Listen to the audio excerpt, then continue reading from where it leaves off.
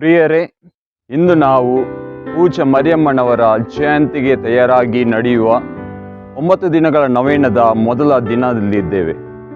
ಇಂದು ನಾವು ಮರಿಯಮ್ಮ ದೇವರ ಚರಣದಾಸಿ ಎಂಬ ವಿಷಯದ ಮೇಲೆ ಧ್ಯಾನಿಸೋಣ.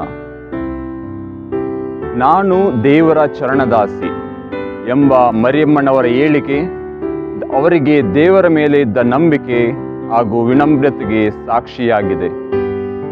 ಹೃದಯದಲ್ಲಿ ಭಯವಿದ್ದರೂ ಅವರು ದೇವರ ಮಹತ್ ಕಾರ್ಯಕ್ಕೆ ತಮ್ಮ ಜೀವನವನ್ನು ಅರ್ಪಿಸಿದರು.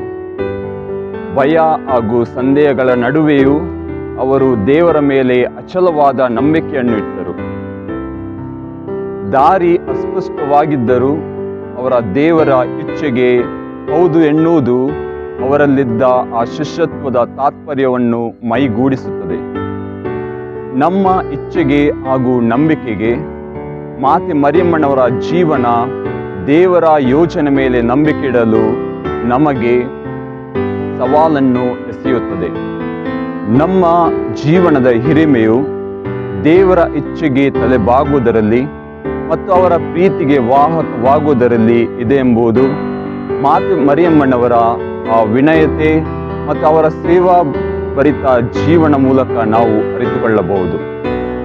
ಇಂದು ನಾವು ಮಾತೆ ಮರಿಯಮ್ಮ ದೇವರ ಚರಣದಾಸಿ ಎಂಬ ವಿಷಯದ ಮೇಲೆ ಧ್ಯಾನಿಸುವಾಗ ಅವರು ಹೇಗೆ ದೇವರ ಇಚ್ಛೆಗೆ ತಲೆಬಾಗಿದರೋ ನಾವು ಕೂಡ ನಮ್ಮ ಜೀವನದಲ್ಲಿ ದೇವರ ಇಚ್ಛೆಯನ್ನು ತೆರೆದ ಹೃದಯದಿಂದ ಧೈರ್ಯ ಮತ್ತು ನಂಬಿಕೆಯಿಂದ ಅಪ್ಪಿಕೊಳ್ಳೋಣ.